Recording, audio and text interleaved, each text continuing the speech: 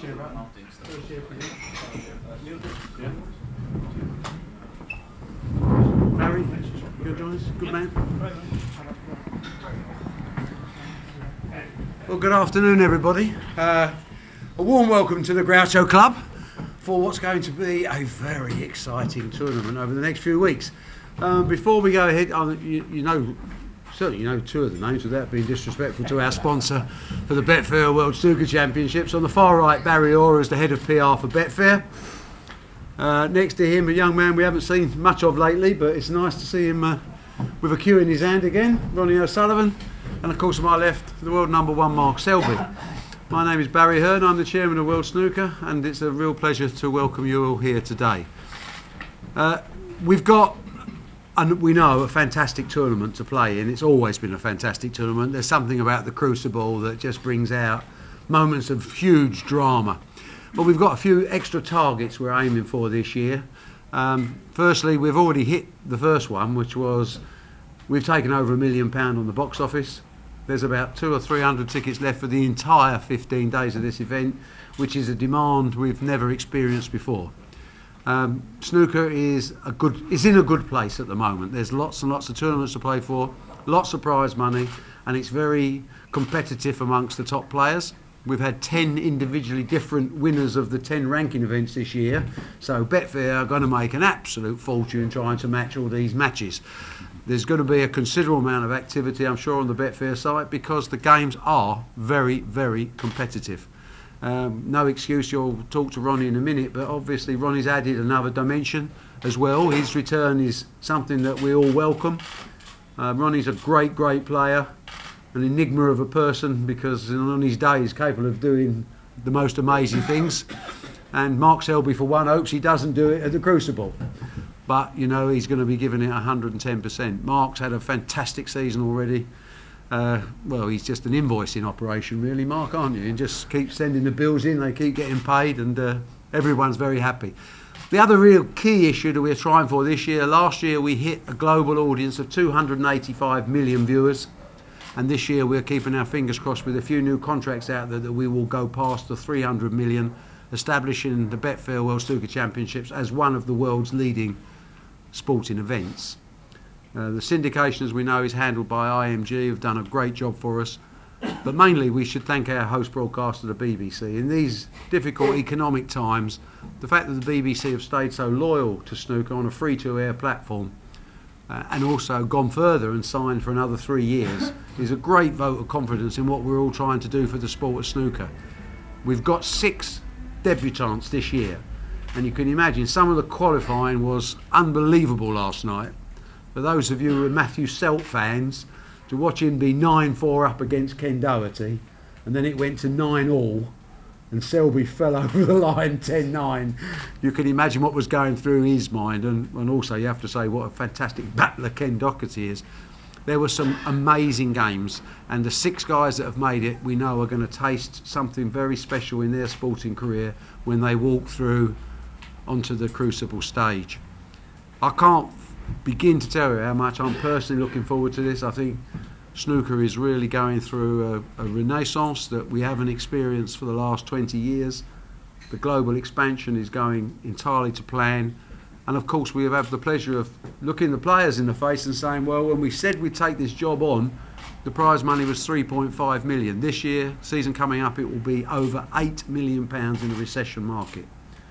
So everything for me is going great. Today we're not going to do one-to-one, so this is your chance to ask any question that you want to ask individually at the top table. We're in no tearing rush. We do appreciate everything that you, the media, bring to this event, because without you, people wouldn't know it's happening. We know how difficult it is to get space in our football-friendly tabloids and broadsheets, but nevertheless, this is an event which is going to, I think, stand out amongst sporting events this year. Been a great year for world sport the last 12 months, but the Betfair World Snooker Championship brings another dimension. So without further ado, I think a few words from our sponsor. Barry, if you wouldn't mind, I know you've come in, you've experienced snooker before with the Masters, and obviously your involvement in the European market over the last 12 months. World Snooker Championships, what's it going to mean to you? Yeah, we're very excited by it. Obviously, Barry, to be given the opportunity in and it's something that we're really looking forward to. Obviously, snooker gives that excitement that our customers like about Betfair, and it gives it that thrill, and that's what we're all about from a betting company point of view. To add further spice to it, this year we're introducing the Betfair Golden Cue, which basically is 25 years of craftsmanship has gone into that cue from a guy called John Paris, who's one of the top cue makers in the world. And the winner this year of the highest break gets 10,000 prize in pounds and the golden cue. So it's something that we're really looking forward to. Also, some of our customers will get an opportunity through social media to win a replica of that cue as well. Marvellous.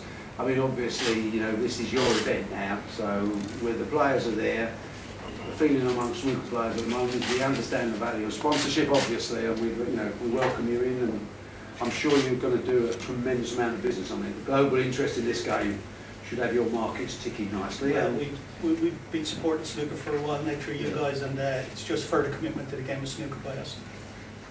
Great. Very well. You're very welcome. We look forward to a crucible experience for you to better anything else we've done in the past. Firstly to the world #1, Mark. Been a great season so far. It has, yeah. I mean, it's probably the best season I've had leading into the World Championship, so obviously really confident, looking forward to it, and can't wait to get started now. And this would be, well, this is a clean sweep for you, isn't it? Well, if I win the World, I think I'll probably be one of 4 players to win the UK Masters and the World in the same year. But I mean, obviously it's a tough tournament to win over 2 weeks. There's a lot of great players in it. Obviously it's great to have Ronnie back playing as well, so it's going to be tough. Well, anything worth having is worth fighting for. Ronnie, yes. Welcome back. Right. Wakey. Yeah, I'm here. Here we go. What's your thoughts? Off the top of your head, back to the World Championships, Crucible, defending champion, all the memories, yeah, and a whole new experience, I suppose, again, really, in a way. It's sort of like my own reality TV show in some sort of way. It sort of could be car crash, could be good, you just don't know, you know. I've never been one for doing Big Brother. I don't know, I've got balls for it. This is about as near as it gets to it, I think. Who knows what's going to happen. So yeah, it's definitely exciting on that purpose, I suppose, for me and everybody else looking in. So it's just another challenge that I kind of felt up for. At my stage of my life, it's about getting things to motivate you, and I thought this is something that sort of interested me, if you like. I said publicly, we met a week ago, I thought it's the first time I've seen a little sparkle in your eyes for a couple of years, really, when it comes to talking about snooker. To be fair, I mean, the year that I had when I played and when I finished at Sheffield last year was one of my best years on the table, really. I played really well and played probably my best snooker I've ever played as a professional at the Crucible, and in some ways that was how I dreamed of ending my career. So to be coming back playing wasn't in my plans, but watching from afar, seeing how the game's changed, and it sort of maybe suits me a little bit better because I can pick and choose a bit more if I do decide to play on. So yeah, it's just kind of interesting, and it's just. But that car crash theory is an interesting one, isn't it? Really, because I mean, I know you as a professional, and your fellow pros know you. They know you can play. We all know you can play. But until you actually get out on that table at Crucible, is it true to say you don't really know what's going to happen? Well, I mean, it's interesting really, because I've gone to the Crucible having won 4 or 5 events leading up to the Crucible, but never felt like my game was in good shape, and consequently of that, I ended up losing first, second round or quarter-finals, which is, was of no consequence to me, because it's all about, getting as many titles as I could possibly get. So winning was always all that mattered. So I've gone into, Sheffield and played, on paper looked like I'm playing well, but really my game wasn't in shape to win the World, because you need to be quite consistent, and you need to be able to just flip through the gears as and of when. And last year I felt like I had them gears, and it was just a matter of someone bring it out of me. So really, like last year was probably my best year, because I felt so confident inside. So hopefully I can go there, because I've been playing okay in practice, and it's different to matches, but if I win my first match and I settle down, it's still a game of snooker on a 12x6 table with 21 balls on there. There's no hiding place, and if I'm cueing alright and feeling alright, then I should be a match for anyone. But who knows? It's the World Championship is a one-off event, and a form book usually goes out the window come Sheffield. But you know, it's fun and it's nice to be in the mix. Marcus Campbell, any thoughts? Someone told me I'd bumped Ben Williston, and then I see you outside, and you said, "Oh, you got Marcus Campbell." So We did. We just changed it around a bit. you know, I like to say that they're all, you know, tough players. Marcus, I mean, I played him last year in Beijing, and I was 4-2 down, and I managed to scrape over the line 5-4. I know Marcus for years. He's a great match player. Most people that come from Scotland are good match players because that's just the way they're built. So it's you know, there's no easy draws. You know, he's been grinding away all season, so he's obviously coming in with a lot of snooker behind him.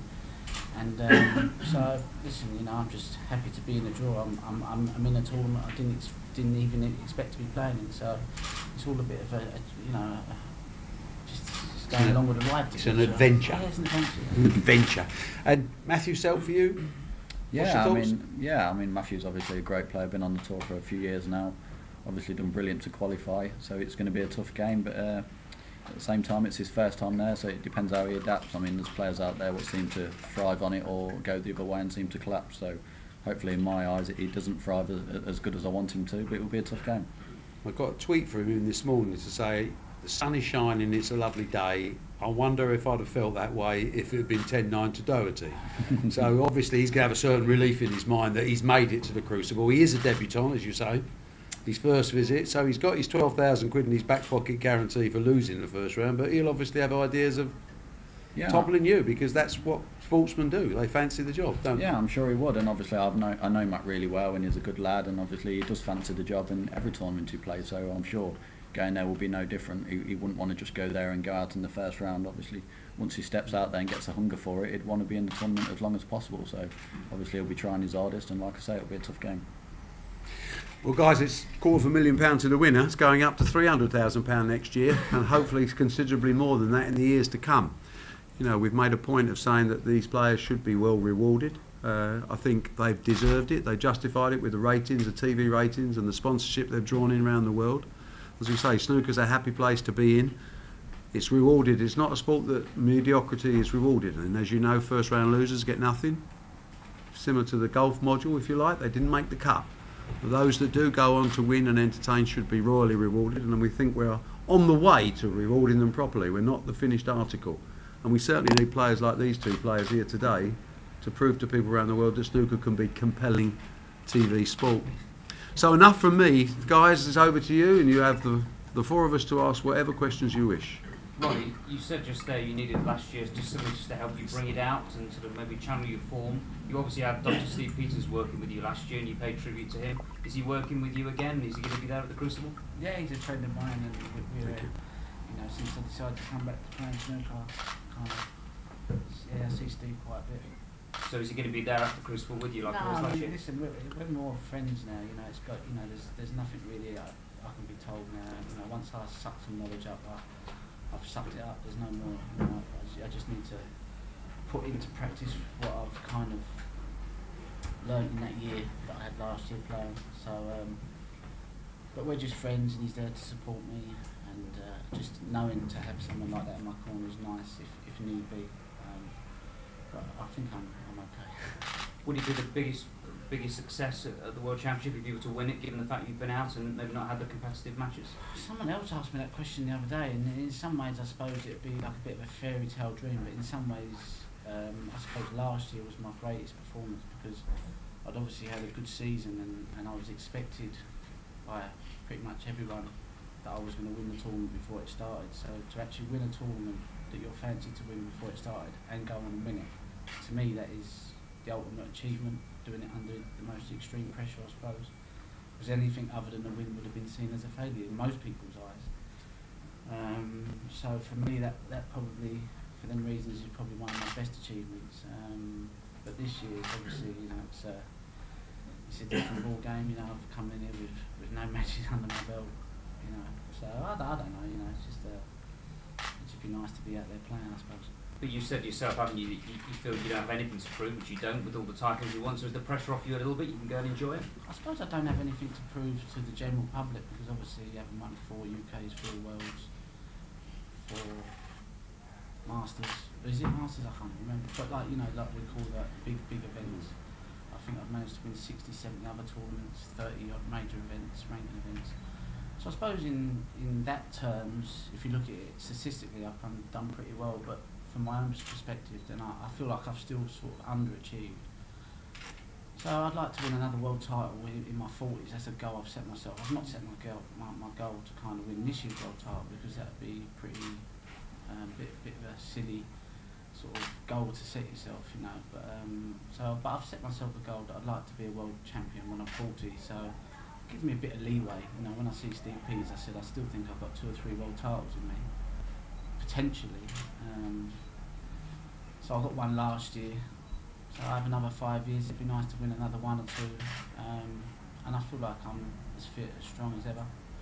And I feel like I'm queuing as well as I have done for a long time as well. So, you know, I suppose it's just the long game I'm looking at rather than just the short term. But this was just the start. You've got 2 weeks to play yourself into form, haven't you? Even if you're a bit rusty when you start. Hopefully. Hopefully I have 2 weeks to play myself. Who knows? Right, Ronnie, how were your performance in Sheffield? You've indicated you want to play long term. Were your performance in Sheffield affect that? Or? No, I think you know, I there's a part of me that, and there's a part of us and everyone who wants instant results, instant success. But then there's the other part of me that looks at it and goes, well, you know, that'd be nice to happen. It'd be nice to get a great result at Sheffield. But you know, for me, it's just about enjoying, having fun. You know, I've had a great year away from snooker. I had a great year my last year playing snooker, so I've had 2 good years really, and I just felt it was time to have some sort of focus in my life really. So that was one of my reasons to come back to playing, along with a few other reasons, which makes me feel like I could play long term snooker wise, you know. So I kind of looked at it, but really for me it's just about enjoying it and having fun, and results will just sort of kind of take care of themselves, and I'll get out whatever I put in, I will get out of the sport. So it's all down to me really, but you know, it's how bad I want it, I suppose. So we just have to wait and see. You know, there's no, I can't give you any definite answers of this and that. Just other than I'm just happy to be here, and you know, a bit better than working on the farm, mate. I tried that one, that fucking dumb way, didn't I? I'm for that, mate. Would you have returned if you weren't defending champions? Pardon? Would you have returned if you weren't defending I probably wouldn't have returned if I'd had to qualify. But seeing as I had a buy-in to the first round, I just kind of thought, you know, it's a good opportunity. Obviously I'd seen how the structure of the tournament has changed. Everyone comes in at round 1. And again, I'm not the type of guy that, you know, if I thought I wasn't good enough, if I thought that I wasn't a top 16 player, and that, you know, but I felt I'm still too good a player to have to qualify, so I wouldn't put myself through something that I just didn't feel was right for me, you know, and qualifying wouldn't have been that. But next year it's all round 1 stuff, so you know, I come in, doesn't matter if I'm ranked number 1 or number 128 in the world.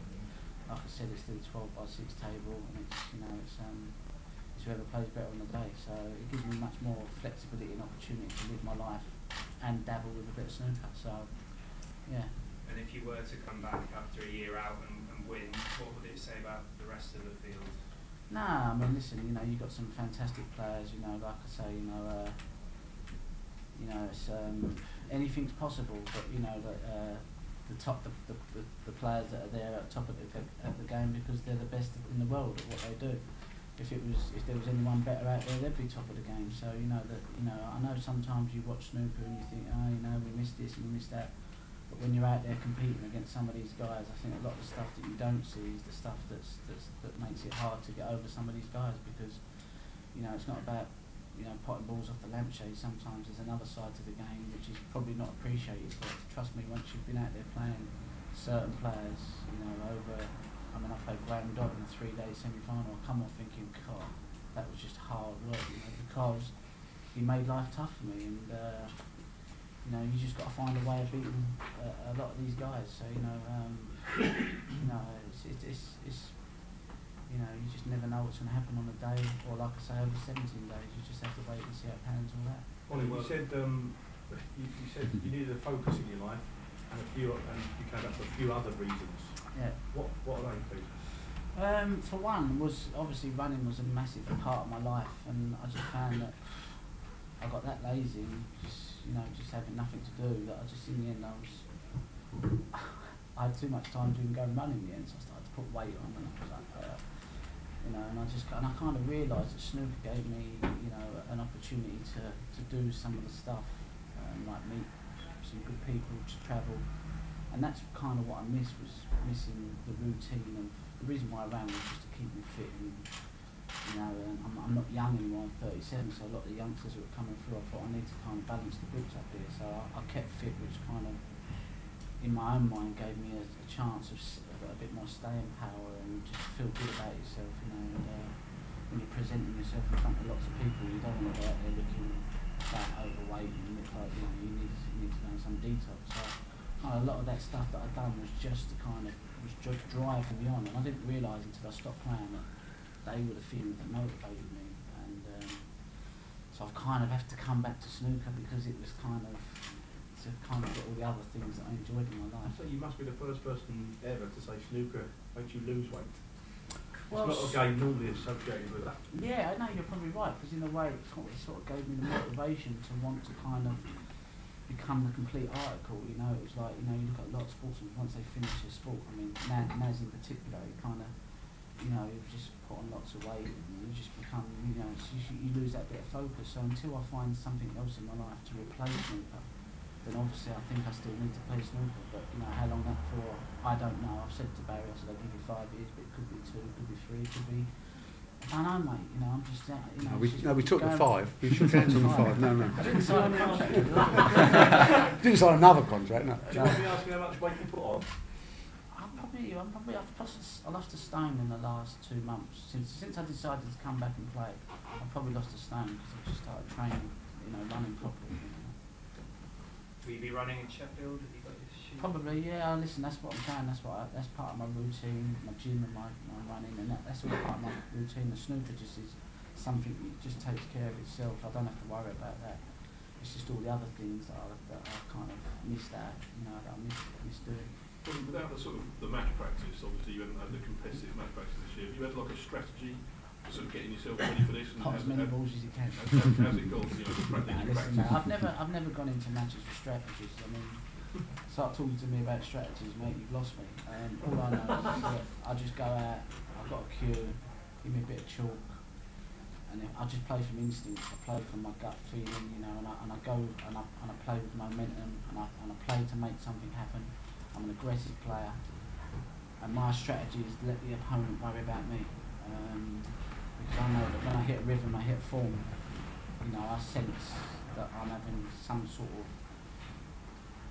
of impact on the game, and in some ways I've been on the receiving end of that, where I play people and I thought, I don't want to miss against this guy, because they put you under so much pressure.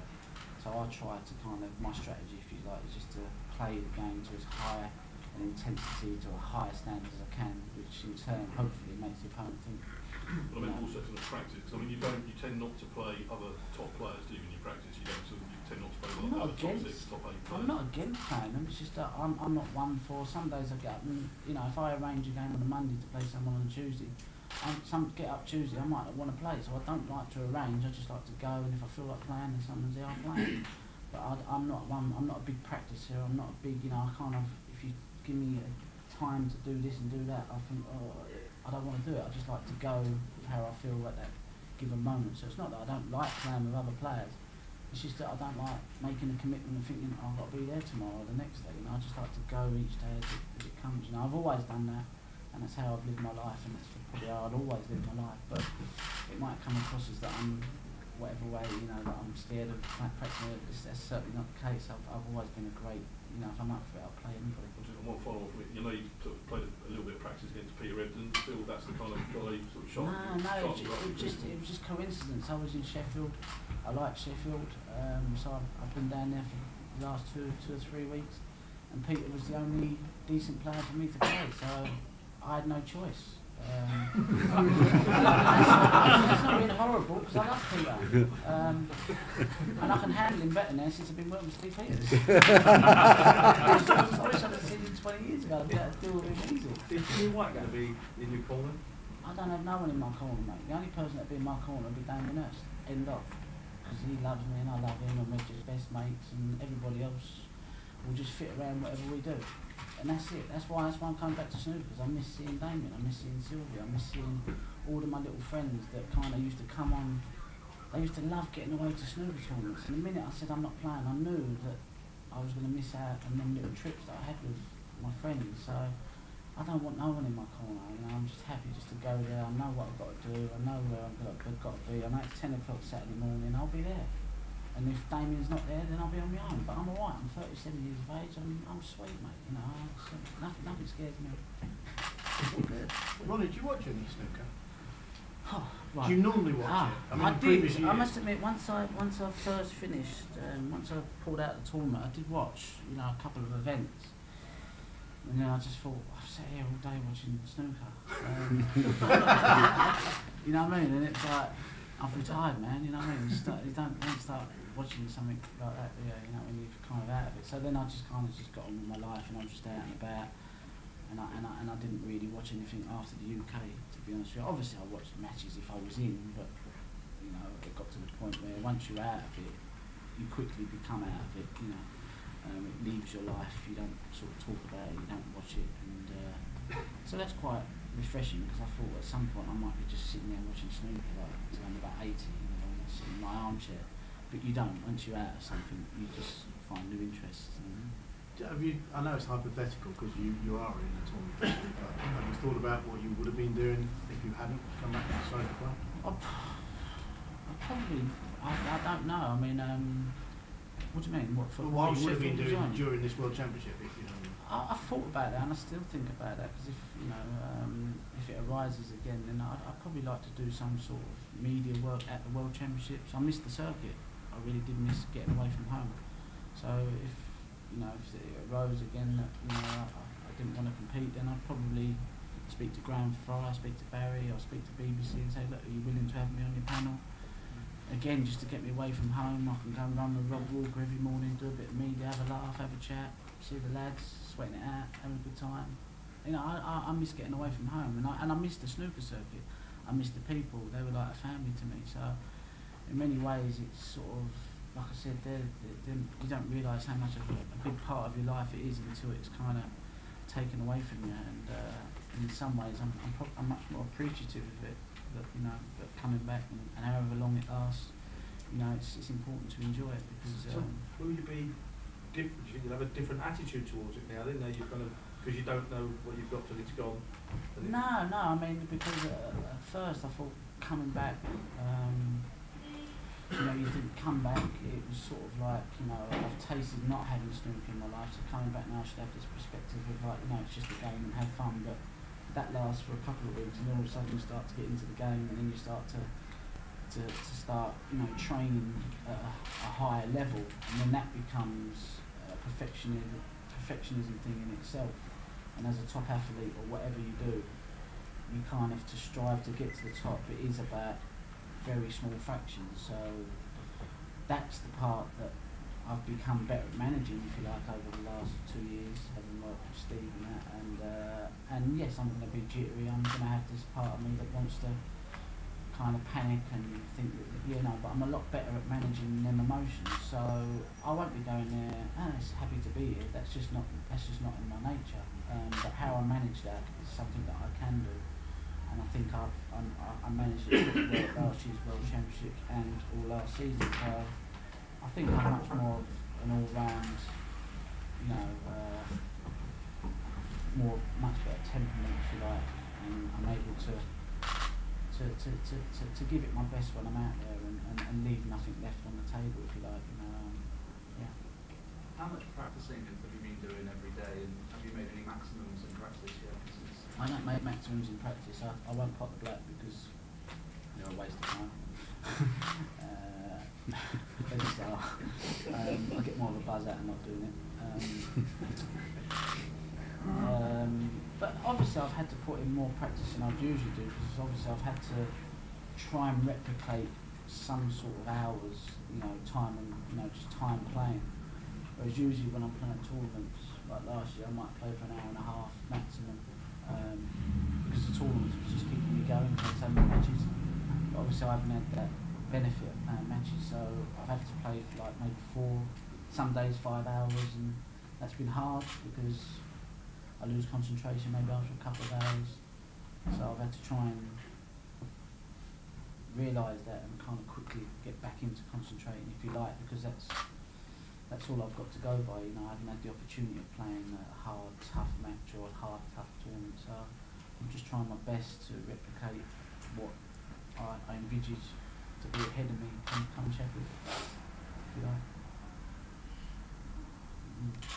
Question for Mark. Obviously, you know, you're number one. Have the other top players who are in any way worried about, say, someone like Ronnie who's been out of the game for a while, coming back and, you know, maybe doing very, very well, having not played for a year? Do you expect to be able to that challenge? Well, I mean, it's tough. I mean, I'm sure, obviously, I'm one of like 32 players. What will say, obviously, it's good to obviously have Ronnie back, especially with him being defending champion. If he had chose not to play, I think obviously it would have been a little bit disappointed. Obviously, being defending champion, not being there to try and defend it. But yeah, I mean, it's tough. I mean, I'd done an interview a few weeks ago, and I said if it was any of the other 15 players, top 15 in the world, who have not picked up their queue for a year, and obviously trying to go to the World Championship, try and win it, I don't think it could happen. But I said if only one player can do it, Ronnie's the person. So. Would you ever do it? Would you ever consider doing it? I don't think I'd end up putting my queue down for that long. But no, I mean, obviously I'm one of them players where obviously I have to be practicing all the while. Obviously I can't just turn up and switch it on. Like obviously Ronnie's one of the most natural players to ever play our game, so he's capable of just turning up and more than capable of turning up and winning the World Championships. But with myself, I'm one of them players where I need to be practicing all the while to obviously keep sharp, because if I put my queue down for a few months and then try and get to the club, it's more or less like starting all over again. Is that perhaps more because you're just scared to do that? You perhaps don't have enough confidence in yourself that you could do it, but you just don't? It's not so much about confidence or scare. No, I think it's just reality. I think obviously I don't feel as though I'm nowhere near as natural as some of the players on the tour. That's why I have to work at my game a bit harder. I mean, obviously that's just how it is. I mean, obviously, but in a way I'd probably prefer to be like that, because I know that when I go to a tournament I'm going to be ready because I have put the hours in. Mark, after your UK and Masters wins this year, do you think you're being given enough credit and focus ahead of the World Championships? At the end of the day, I mean, I just take it with a pinch of salt what people say about me. At the end of the day, I go there, and if I believe I can win it, and then that's good enough for me. Whether I do or not is a different thing, but at the end of the day, there's 32 players left in the tournament, and they're all great players, so it's going to be tough. What's it like being to listen to Ronnie talk about snooker and like that? Yeah, I mean, well, it's always interesting because, like I say, Ronnie's one of the greats of our game. So I mean, obviously, whatever he says, I always try and take things on board, and obviously, you can always pick up things from great sportsmen, whether it's obviously Ronnie from snooker or Tiger Woods from golf, just in general. So it's interesting, but like I say, I mean, it's great to have him back, and I'm sure obviously he'll be one of the favourites to go on and win the tournament. You mentioned Tiger Woods. He seems to have a hold on the field, a psychological advantage. Does Ronnie have a similar advantage? Definitely, yeah. I mean, I was speaking to Barry earlier on, and I mean, I know Ronnie's only played one tournament this year, which was one of the PTCs. I said to Barry, I said, obviously the tour's still gone on and done well, it's still progressed and everything, but at the same time, when Ronnie does play in the tournament, he gives so much to the game. So, I mean, with it being the World Championship, the biggest tournament we have of our sport, it's great to have him back in it. Ronnie does running and mucking out on farms to keep himself fit and in focus. What do you do, Mark? Well, I mean, I do go to the gym. I do a little bit of running. I mean, nowhere near as much as or as far as what Ronnie would go. But I mean, I do try and keep myself fit and eat healthily. Away from snooker, I just relax and spend a lot of time with my wife Vicky, and I play a little bit of golf, but very badly. Don't go to the farms then? No. Well, how do you look on you personally look on your World Championship performances over the years? You haven't matched what you've done elsewhere at the World Championship. No, well, I mean, it's a tough tournament. I mean, I've been to one final and I've been to the semi-final a few years ago, but I noticed the only reason I took up running a little bit, because when I played Graham Dott a few years ago in the semi-final, I felt as though come to the last session I had nothing left. I was more or less flat out, couldn't really focus because fatigue, I was just more or less drained. So that was a big wake-up call for me. I mean, knowing obviously getting to that later stages for only the second time, knowing obviously what you need to have. Obviously it's not just about potting balls, you need to be mentally in a good state of mind and also physically as well. Did you feel that that you personally, do you feel that you failed at the World Championship? Well, it's a tough tournament. There's a lot of great players out there what's never been world champion. I mean, Jimmy's won for instance. He won every other tournament and won numerous amounts of tournaments, but never been world champion. So, I mean, it's tough. I mean, if I was to end my career and not be world champion, I'd be disappointed. But at the same time, I know how difficult it is. Do you think it's one of your best chances, Mark, given not just your private? It was if Ronnie weren't in it, I think. But no, I mean, yeah, this season, like I said earlier on, I mean, going into the World Championships, it's probably the best season I've had so far leading into the World Championship. So, as far as being confident and being in a good frame of mind, then yeah, possibly. But at the same time, I'm not going to go there and put too much pressure on myself. It's just a matter of getting there and enjoying it and being as relaxed as possible and try and play your best snooker. I've got just one question for Barry. Yeah. So 25 years of craftsmanship, Experience. and 10 grand prize on the highest break. What happens if it's shared? We count back on highest breaks. Put it into a We count two-piece. back we count back on the highest break. So if two people share, it's the next highest break after that from the two people. Right, Guys, if that's about it, I want to thank you very much for your attendance today. Make sure you enjoy every single ball that's struck at every single match. Make sure you get us loads of column inches, otherwise we do know your name and address and we will be visiting. And let's look forward to a great tournament. Betfair World Snooker Championship starts on Saturday. The Rocket returns, Selby in the wings. I think we never know. You may have seen, in fact you two are seated up opposite arse of the draw, aren't you? Yeah. Oh, there we are. Betfair will go price on that. Already in the final. Thank you very much, everybody. Appreciate it.